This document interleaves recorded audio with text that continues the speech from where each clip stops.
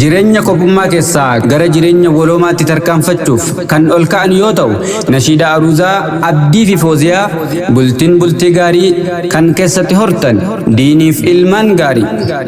Bultii halaalaa jaaruu naamuu akka imaanii irruun guutamu kan haraamirraa ittiin tikfamu bor ilmaan keetiin diiniin jaaramu.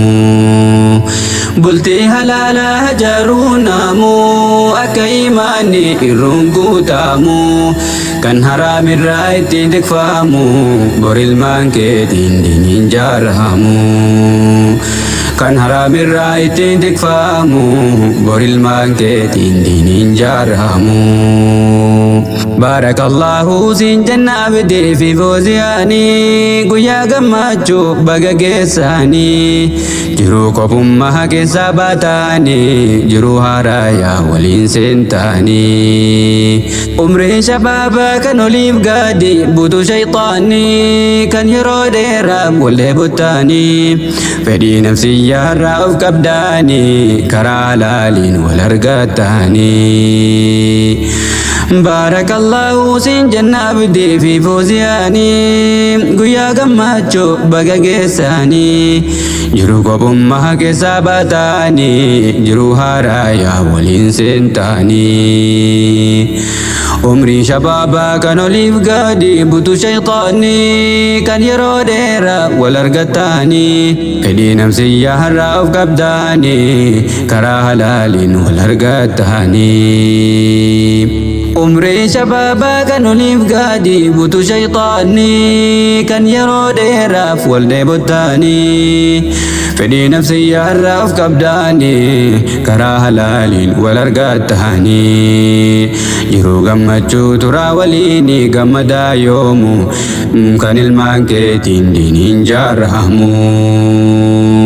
Bultii halaalaa jaaruu naamuu akka imaanii irruun guutamu kan haraamirraa ittiin tikfamu bor ilmaan keetiin diiniin jaaramu.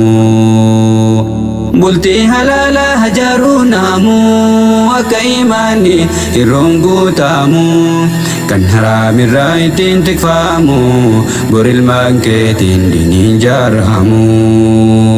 Namuutu jedhame barakallaa maatii hundinuu ahlii fi ollaan kan gammachiisuuf dhuftan obbolaa waamicha gaarii sirna gaa'ilaa. Qoraa dagaagaa wajjiniin bulaa jiruu gammachuu sunnaa rasuulaa. Qoraa dagaagaa wajjiniin bulaa jiruu gammachuu sunnaa rasuulaa. Bultii halaalaa jaaruu naamuu akka imaanii irruun guutamu kan haraamirraa ittiin tikfamu bor ilmaan keetiin diiniin jaaramu. Bultii halaalaa jaaruu naamuu akka imaanii irruun guutamu kan haraamirraa ittiin tikfamu bor ilmaan keetiin diiniin jaaramu.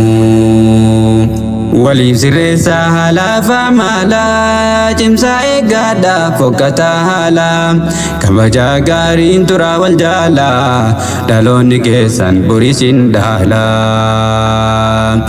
Waliif sirreessaa haalaa faamaalaa cimsaa eeggadhaa fokkataa haalaa kabajaa gaariin turaa wal jaalaa dhaloonni keessan borisin dhaalaa.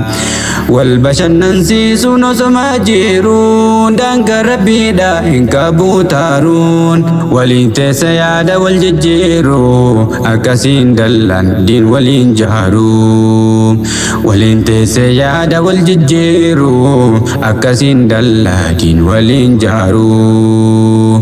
Wal bashannansiisuun osoma jiruun daangaa rabbiidha hin qabu taaruun waliin teessa yaada wal jijjiiruu akkasiin dalla diin waliin jaaruu.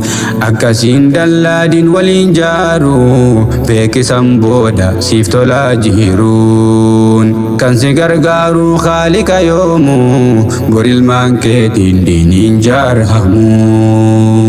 Bultii halaalaa halala hajarunamu akka imaanni irroon guutamu kan haraamirraa ittiin tikfamu borilmaan keetiin diiniin jaaramu.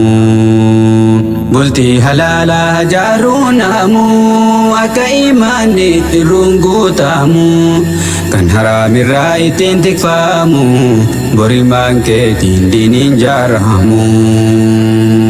Kan haraamirraa ittiin tikfamu borilmaan keetiin diiniin jaaramu. Bara fitnaan keessa guutee kana dhiira biduuraan safuu gaddeefnaan ulaazinaa dhaabane shayxaana walitti laaqee gamaaf gamaana. Bara fitnaan keessa guutee kana dhiira biduuraan safuu gaddeefnaan ulaazinaa dhaabane shayxaana walitti laaqee gamaaf gamaana.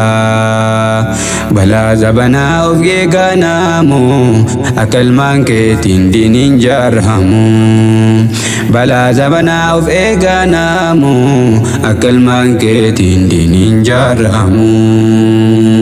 Bultii halala hajarunamu akka imaanni irroon guutamu kan haraamirraa ittiin tikfamu borilmaan keetiin diiniin jaaramu.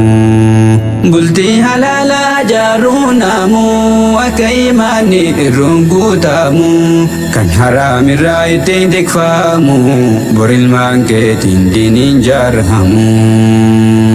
Kan haraamirraa ittiin tikfamu borilmaan keetiin diiniin jaaramu.